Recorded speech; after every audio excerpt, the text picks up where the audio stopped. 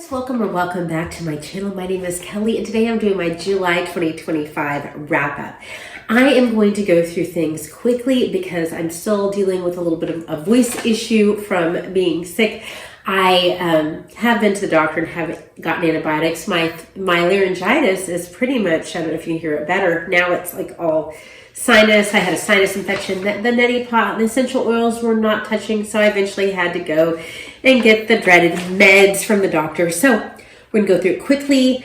I am just going to bullet point things today. So Journeyathon was a readathon that I participated in July. This is a middle grade joyful readathon. Chatty the Mad Chatter was the lovely host and she did so many creative things. I'm not going to go into detail with prompts and everything. Today I will mention that I did the Earth Path and I'm just going to throw out all the middle grade books that I read. Most of them were audiobooks, some of them with my kids in the car on our way to various things. So let me go through all the audiobooks we listened to first. So I had not read these before, even though I had read Sarah Plain and Tall as a child. I read it maybe in sometime during last school year to my kids. So I decided to listen to some of the sequels with them. The very last sequel does not have an audiobook reader. The ones we listened to were done by Glenn Close, and she did an excellent job. I actually used to see her. She took Pilates in the studio that I taught at. And I will say, from working in a Pilates studio that a lot of celebrities went to, some of the A-list people were the nicest people. Some of the B-list people were not. But she always seemed so pleasant. Anyway, so Skylark is the second book in this series, and that deals with a lot of issues and emotions around a drought that has come to their farm. And then the third book in the series, Caleb's story, it was about the second born child, Caleb. He is really growing up and coming to his own and, just having a lot of thoughts and feelings about the way things change. And it was also really great to listen to. And then the next book, More Perfect Than the Moon, this is the youngest daughter at the time of the writing of this book. She is dealing with the fact that mom's going to have a new baby and she is very jealous and she's worried because her mom, Sarah, was a mail order bride that came out to the West to be with them, and she knows that her mom came because her older sibling's mother died when Caleb was born. So I think it was really well done. I'm sad that Glenn Close did not do a audio of the very last book in this series, Grandfather's Dance. I will read that out loud to the kids at some point. Then we also listened to Little Town on the Prairie, of course, the Little House on the Prairie series by Laura Ingalls Wilder. And this was just really a lot about Laura growing up and accepting change. The sister Mary, who is blind, she is a stinker and kind of like a little, I want to get attention for being good and make others look bad type kid. And it's amazing to see the change that comes through her, when she is dealing with this new disability, and the change is so beautiful and how she becomes a more giving hearted person. And it's wonderful to see the change in Laura and how she's willing to give up her selfishness in order to try to send Mary to school for the blind.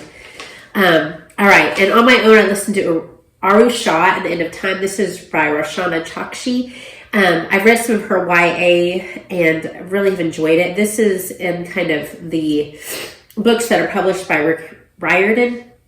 And she is basically telling a story. It's very similar to Percy Jackson in a lot of ways, except you have the Indian gods and goddesses. And there's this little girl that finds out she's a demi-goddess. And so definitely if your children aren't old enough and you're a Christian, understand that this is mythology. Of course, if this is your religion, it might be fun for your kids. But my kids are older, so I would be comfortable sharing this story with them. It was a lot of fun. If you like, that kind of mythology stuff, I thought that, the kids learn some good lessons along the way.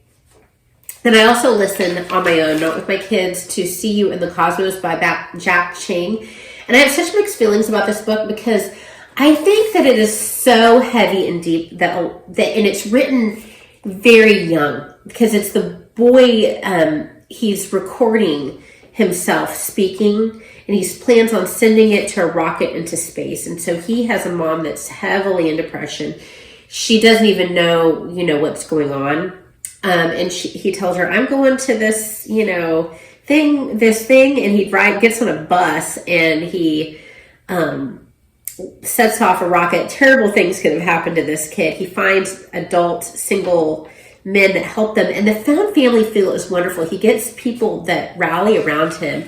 He has a brother that's an agent in California that supports him and doesn't understand quite how bad things are, but he's always brushing him off on the phone. I get very angry, and it is literally a found family story because we find some family. So it was beautiful in a lot of ways, but I think it's really heavy. I wouldn't just hand a kid this book. And there are things that, you would want to talk to your kids about that maybe they didn't know about and stuff like that. So I have very mixed feelings in the book. Okay, loved it. Silverborn, The Mystery of Morrigan Crow. A long-waited for book by Jessica Townsend, and I absolutely love this. My daughter and I listened to this together. It was a very long audiobook, so anytime we had a chance, but we prefer the British accent. I can't do a good British accent, y'all. I'm from Oklahoma. So we listened to this, and Morrigan is a girl that was a cursed child. She was destined to die, and I can't ruin too much about the story, but she gets saved by a man named Jupiter. He takes her and rescues her, and they go to somewhere else, and she finds out that she's got abilities, and it is just such a fun series. And this delves into mystery of her past and more family. And she is a part of a society where she has people who are very supportive of her, and they also have their own interesting talents and abilities. I really enjoyed this series. There's a lot of dark elements to some of them. So again, if your kids are younger, middle grade side, this is for middle school, early high school. It's middle grade, but I think just subject matter, just if they're young, read it first. All right, The Silver Mask by Holly Black and Cassandra Clare. I read this out loud to my oldest son, who is 13, and this is a continuation of a book that is sounds very much like Harry Potter, but there's a twist. There's a boy, finds out that, lo and behold, he's a mage, and his mom is gone, his dad is alive, goes off to magical school. And there is a very big twist about him. I can't say much because it would spoil the whole series, but the twist makes it a lot different than Harry Potter. All right. Now, also read out loud to my oldest daughter. This is the last one in the series of Crowns of Croswald. And this is The War of the Wood, D.E. Knight. This is kind of more independently published book. I really definitely... this was a least favorite for us of all the books. So we've got a girl who's a scrivenist, so she can do magic with a pen. She does not know this when we first meet her, the first book. So she's whisked away to boarding school, female Harry Potter type stuff, but she's older. This is classified as middle grade. It's maybe more YA.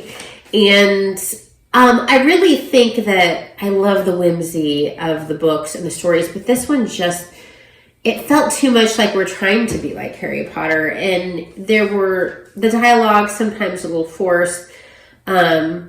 Maybe it was a little bit longer than it needed to be, but I think the series is still worth reading. All right, and then my fifth grader, we read Encyclopedia Brown together, by Donald J. Sobel. It's Encyclopedia Brown, the mysteries, the different mysteries throughout the book that you can try to guess what the mystery was. Such a fun concept. We also read All About Sam by Lois Lowry. Lois Lowry, she never ceases to amaze me in how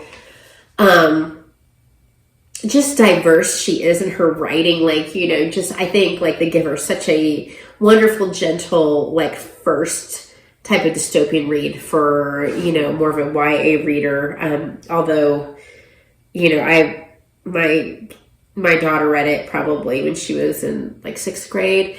But then she also does some really funny kids ones. This is a funny kids one. This is a little boy, and we get his thoughts from like when he's a little baby born all the way up until he's a little boy. And you can see from the cover, he's a little stinker. But it's also like just a very loving family story, and how he learns along the way, and how when he realizes that his bad decisions are hurtful, it hurts him. But Lois Lowry is fantastic, as is Sarah MacLachlin, the Sarah Plain and Tall. She's also one of my favorite children's authors. It's like these authors have a way of like breaking your heart and putting it back together again in such a wonderful way. All right, Nurk. Nurk was such a fun read with my friend Novel Idea by Ursula Vernon, who's also T. Kingfisher. So Nurk is about a little shrew who goes on an adventure and tries to save a dragonfly. And the dragonfly is actually a dragon with wings. And I just loved the lesson of bravery, the heart, the little animals that talked. I mean, it was just so adorable, so cute. Dee and I had such fun reading it together. And I wish there were more books about Nurk. But Nurk was so adorable. But speaking of Dia, we also read Rose Cottage together, and this was such a great mystery by Mary Stewart.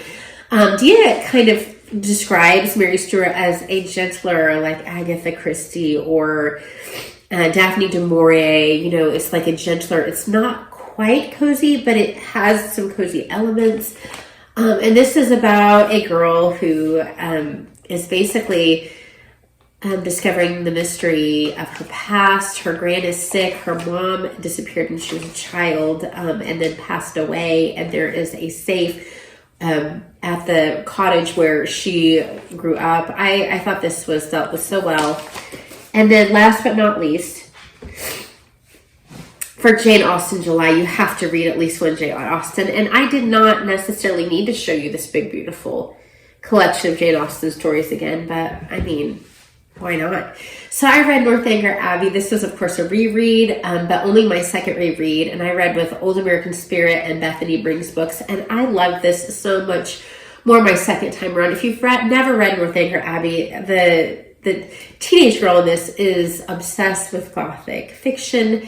And she's going away to Bath for the first time away from her family of big kids and many kids, not big kids, many kids in this family, and getting attention for the first time and discovering that what good friendships are, what bad friendships are, class discussions, of course. The main lead man in this is Henry Tilney, and he may be actually my favorite male lead character in Austen. He has such sense, such humor, such kindness, and his sister was his match in these things, and I loved seeing that dynamic and exploring it again. It's not my favorite Jane Austen just because I don't relate to any of the characters deeply like I do some others, but I really love this book, and I think Henry Tilney may be my favorite male lead from a Jane Austen. Who is your favorite male lead in a Jane Austen? I would like to know that in the comments. What did you read in July? Did you do Jane Austen July? What readathon did you participate in? What was something that surprised you in the month of July? Leave it in the comments. Read a lot. Bye-bye.